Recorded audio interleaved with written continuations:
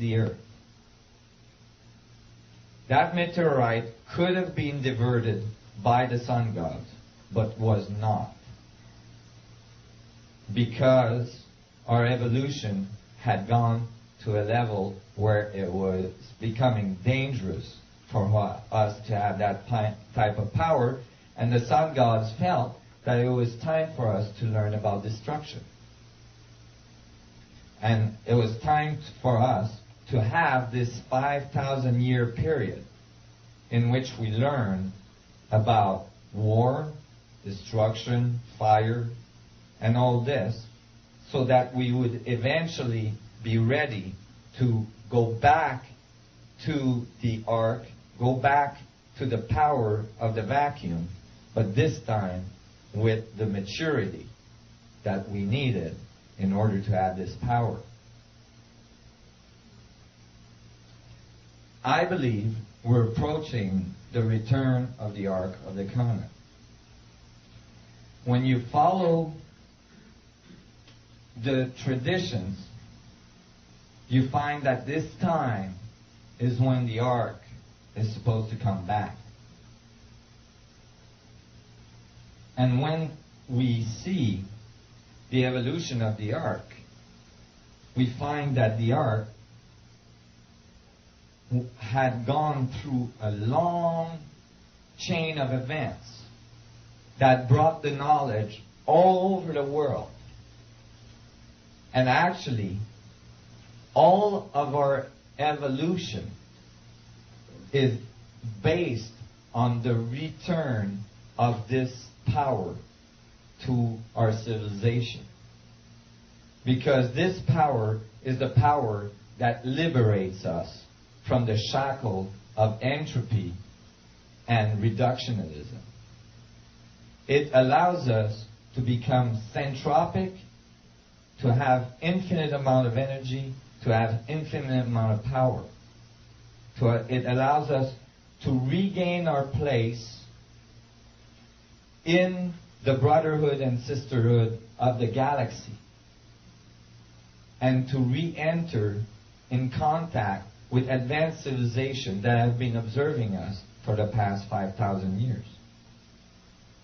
But this time we have to figure it out ourselves.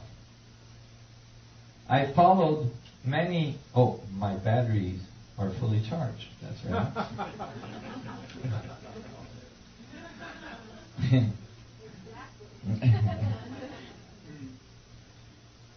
So the ark in the Bible, in the Old Testament, is the technology. In the New Testament, Jesus, which actually true name is Emmanuel, which is mentioned in the Bible, Emmanuel is thought to be the living ark. Well, there's an interesting thing that happened there. You see, when the high priest had the ark in the Temple of Solomon, they knew that if Jerusalem was attacked, they would have to take the ark out of Jerusalem somewhere. So they had a B plan, obviously, for the ark in case there was something to happen with the Temple of Solomon. The Temple of Solomon was built as concentric walls with the Holy of Holies in the middle. These walls were extremely thick, and they were to protect the initiate from the Ark of the Covenant. The initiate had to go through all sorts of initiation to eventually go from one wall to the other to get to the Holy of Holies. It was the largest temple ever built on earth. But during the 1st century A.D., the Philistines took over Jerusalem. There was a B plan for the ark. That B plan was called the Dead Sea community. On the side of the Dead Sea, that was the Essenes. Now, the first person that talked about the Essene and that community was Edgar Cayce. Edgar Cayce, in one of his readings, said there was a community on the side of the Dead Sea that had written scrolls and that we were going to find these scrolls. Now, when he said that, I think it was in the 30s, all the archaeologists said that was bunk, because there was no writing whatsoever about that society on the side of the Red Sea. There was no record of it anywhere. That was because it was the B plan for the ark. They weren't advertising. So when they took the ark out of the Temple of Solomon, they brought it to the Essene, which was a community of high priests that was constantly being made ready in case the ark would show up. Go ahead. James, the brother of Jesus, was with the Essene for a long time. Well, I think that the whole family was with the Essene for a long time. The Essene recorded the coming of the ark. This is not my imagination. In the Essene scrolls that were found, you know that there was over 5,000 scrolls, or at least 3,000, scrolls that were found. There's only 100 that have been released to the public. One of these that was released to the public is a very, very eccentric scroll. It's not written on papyrus. It's written on copper. The copper that it's written on is the purest copper ever found on earth. There is no purest copper ever found anywhere else. No. What does the copper scroll? Now, obviously, the copper scroll were written on copper to make sure it would survive the ages. And what did the copper scrolls talk about? It talked about the coming of the ark at the Essene community. It says literally that the ark came to their temple. And it describes where it hid all of the components that were kept around the ark.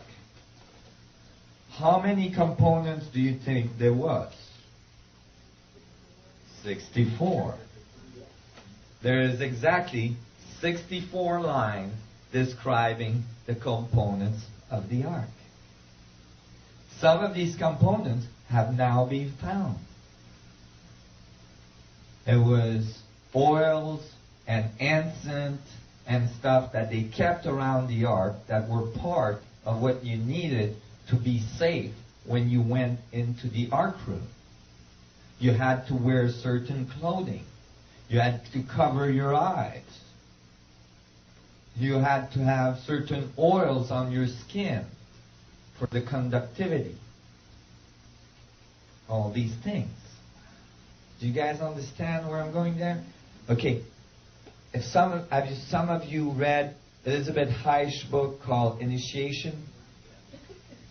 Note, in Elizabeth Heisch's book, when she's initiated